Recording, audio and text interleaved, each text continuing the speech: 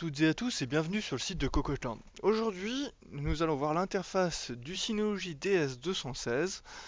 Donc un dernier petit NAS Synology que nous n'avons pas pu tester depuis le 414 si je me souviens bien, ce qui commence à dater un petit peu. Donc nous allons lancer comme d'habitude le Synology Assistant, ce qui est déjà fait. Comme vous pouvez voir, il voit tous les NAS Synology du réseau. Le 414 est là, avec le 216 qui est ici. Donc son adresse IP, DHCP, bref, ici ça n'a pas évolué. On peut toujours connecter un dossier, partager, mapper un lecteur, bref. Si on double-clique, ça nous lance toujours notre navigateur préféré, avec l'heure, la date, un petit message de bienvenue, une jolie photo qui est paramétrable, et de quoi se connecter. Alors, quand on lance, on a directement l'aide Synology, donc avec comment on stocke nos fichiers, comment créer notre propre cloud, avec les appareils clients, donc un ordinateur, différents téléphones et autres, différentes applications. Si on clique d'ailleurs dessus, on voit que c'est à peu près bien expliqué, avec des vidéos, des photos et des liens vers les téléchargements des App Store, Google et Android. Et s'il y a, hop, par exemple sur la photo, des applications Windows Phone. Donc c'est assez complet comme aide, c'est bien fichu, c'est bien en français, c'est pas du Google Trad. C'est toujours pratique et sympathique à avoir. On a toujours un bureau avec des icônes qui sont paramétrables. Vous pouvez en rajouter, par exemple, j'ai envie de rajouter Audio Station, ajouter ordinateur, Download Station, ajouter ordinateur. Voilà. Nous avons une petite barre ici avec des widgets. Là, on peut modifier sa position. On peut l'afficher toujours au-dessus. On peut réduire. Et normalement, on doit pouvoir remonter. Voilà. Donc ça, développer plus ou moins.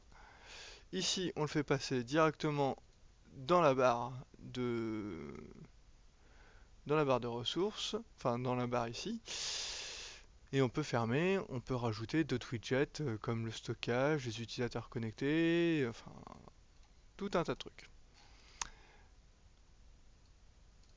On peut réactualiser, on peut mettre ça en plein milieu. Bref, c'est assez personnalisable, c'est assez pratique. C'est un peu du gadget, mais c'est toujours sympa. Alors, nous avons quoi d'autre? Ici, nous avons donc les widgets que nous pouvons afficher, un petit moteur de recherche, des options utilisateurs, comme je vous disais,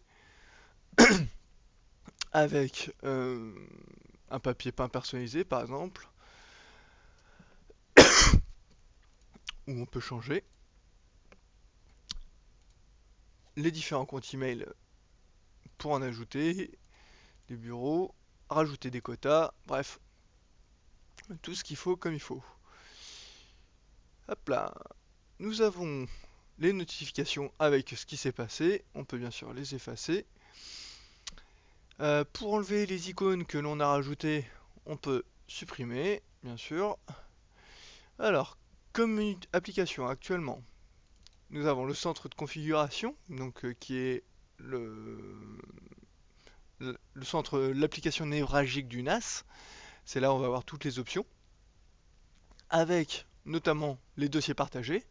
Quand on installe une application, par exemple Photo Station, il crée automatiquement le dossier partagé avec les droits qui vont bien pour qu'on puisse mettre directement les photos dessus de façon assez intuitive. Pareil pour les musiques et les vidéos. Alors, j'avais dit quoi? Le panneau de configuration, bien sûr. Pour créer des utilisateurs, ça n'a pas changé depuis que nous avons testé le 214 et bien avant. Nous avons aussi un mode de base avec les fonctionnalités, on va dire, utiles pour l'utilisateur standard. Avec, du coup, les groupes, les utilisateurs, les services de fichiers, les dossiers partagés, le niveau connectivité, le Quick Connect, les accès externes, le réseau, où dedans vous avez les paramètres du réseau, Quick Connect, etc. Quick Connect, vous aidera à retrouver votre NAS sur Internet en ayant un nom de domaine, par exemple took quick connect to slash nano et vous accédez directement au NAS d'ici. Ce n'est pas activé car j'ai pas autorisé les ports sur mon routeur. Du coup, ça ne marchera pas. Vous, si vous essayez, ça n'arrivera à rien. En accès externe, vous avez des DIN DNS si vous voulez en ajouter avec votre fournisseur de service. Comme vous pouvez voir, il y en a pas mal, il y en a même beaucoup. Le nom d'hôte, le nom de l'utilisateur, etc., etc. Nous avions quoi d'autre? Alors, nous avions aussi le centre d'information, etc. Moi, j'aime beaucoup dans le mode avancé un petit truc qui s'appelle matériel et application, alimentation, qui permet de cocher cette case, qui vous évitera de redémarrer et de retrouver votre NAS si vous l'avez mis au fin fond d'une étagère ou d'un placard après une panne de courant ou si vous êtes loin. Imaginons que vous partez en vacances, il y a une panne de courant, le courant revient, votre NAS redémarre, vous pouvez quand même accéder à vos photos, vos vidéos, mettre vos photos de vacances directement sur votre NAS, etc. Si vous mettez votre NAS dans un salon et que vous avez des gens qui viennent dormir chez vous, vous pouvez changer la vitesse du ventilateur et le mettre en mode calme, ce qui est assez pratique parce qu'il est quasiment inaudible. Le mode frais fera un tout petit peu plus de bruit, mais à peine.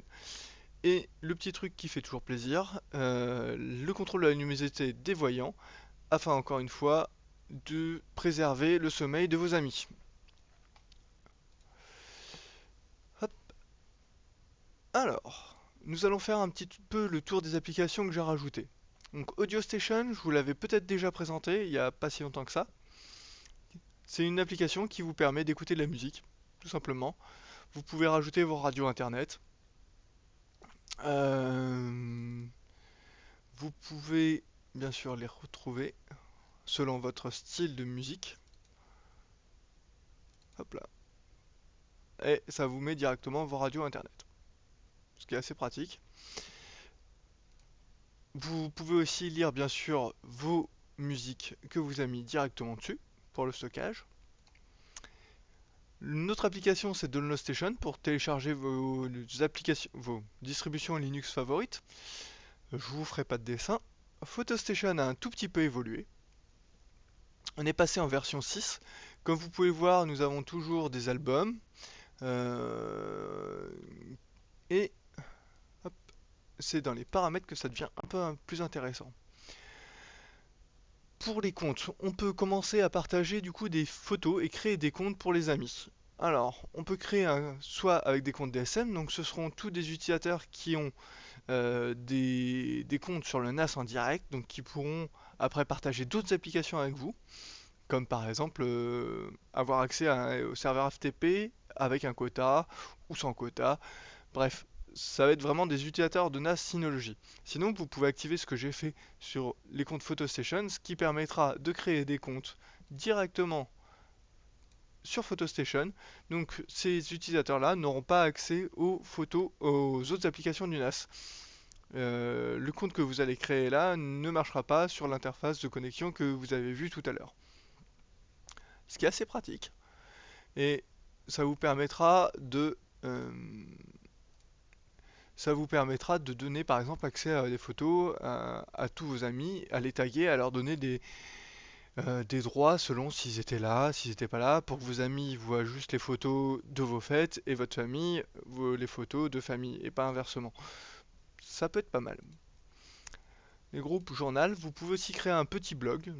Donc voilà, hop, sauvegarder. Le, euh, sur lequel vous pouvez changer la tête.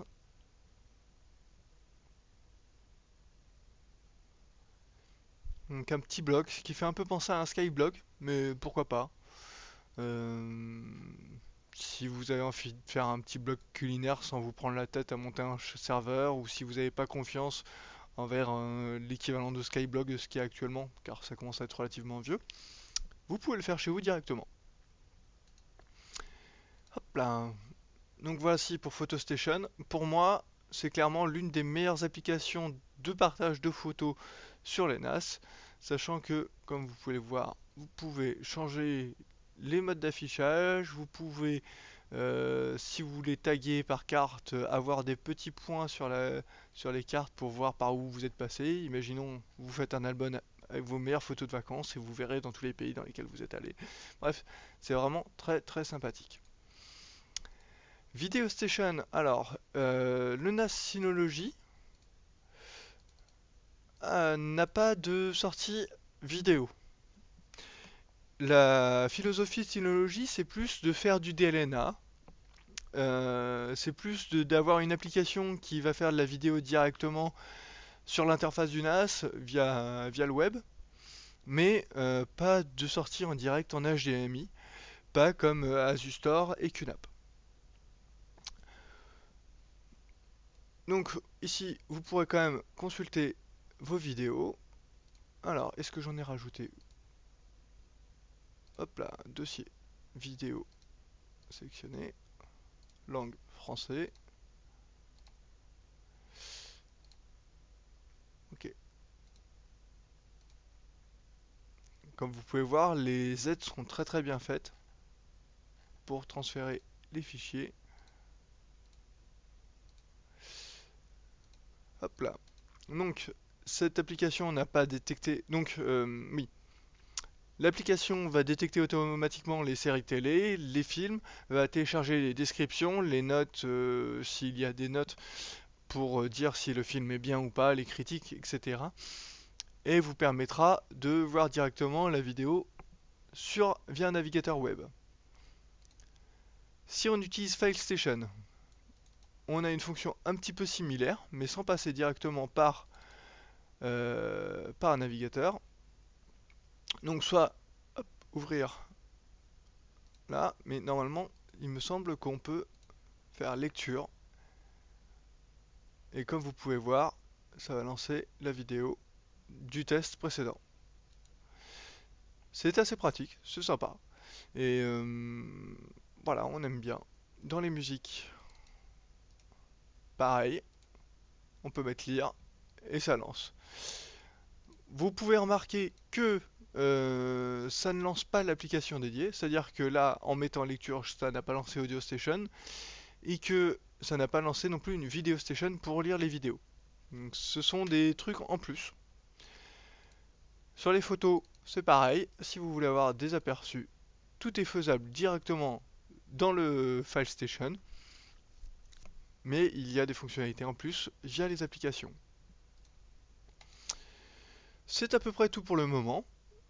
Si vous avez des questions, n'hésitez pas à les laisser en commentaire. Et je vous dis à très bientôt.